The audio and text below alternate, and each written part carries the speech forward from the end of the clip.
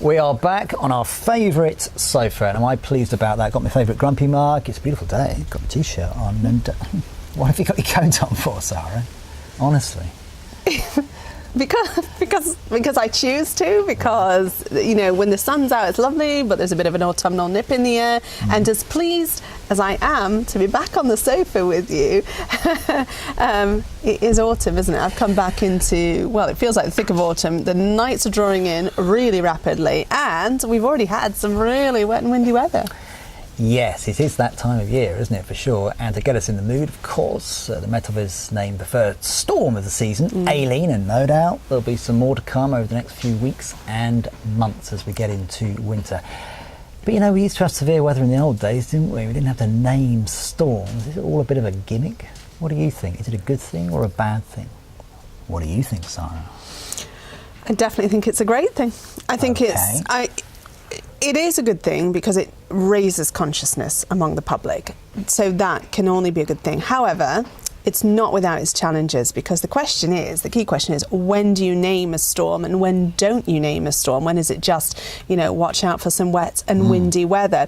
Well, this is the third year that the Met Office have worked in conjunction with the Irish Met Service to name these storms as they sweep into the British Isles with potential impacts for people. The first year, they did it slightly differently than they do now. It's been a pilot scheme for the past couple of years, so they've been checking it and adjusting as needed. The first year was just about wind impacts, and certain wind speeds would get you there for a named storm. Last year they expanded that out because they realised that with flooding, for instance, in Cumbria and other places, of course you had to name a storm if it was going to cause that kind of impact. So it became an impact-based thing, and this year as well it's about impacts from wind, from rain, from anything that's severe, and how that will affect people on the ground. Normally as well you'll have an amber weather warning at least associated with these named storms.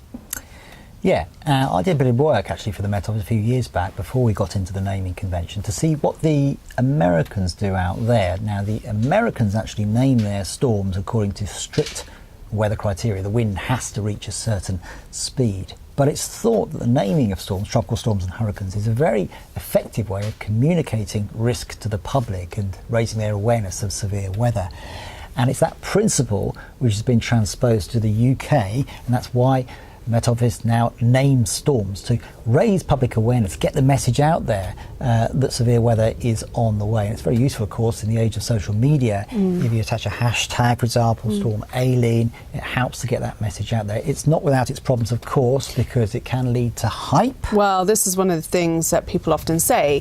You know, we never used to name storms, like you say. It's just hype, it's feeding into tabloid journalism. And one of the other challenges actually is, you know, on some days you might have a storm with, say, this meteorological kind of criteria, and you name it, but on other days you might not. And why is that? If you've just had a run of wet and windy weather and it's the third one in a row in a very short space of time, you might not name that one because you think, well, people are used to it. Aileen, for instance, is the first one of the season. The trees are in full leaf, so if they start to lose branches, that can come onto power lines and affect power cuts and that kind of thing. It could also affect rail networks, travel disruption, and so that might be why you might name the first storm of the season. People haven't been used to those storms over the summer, for instance. Yeah, this isn't something you knock up in half an hour. A lot of thought goes into the naming of storms, and a lot of people are consulted before they pull the trigger. There will doubtless be some more storms to come through the next few weeks and months. What's your favourite one, do you think?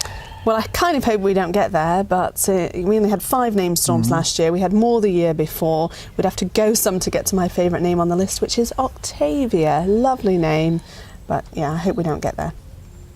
Well, I don't know if there's a storm, Sarah, but there really ought to be one, because I can tell you the impacts are quite often quite high.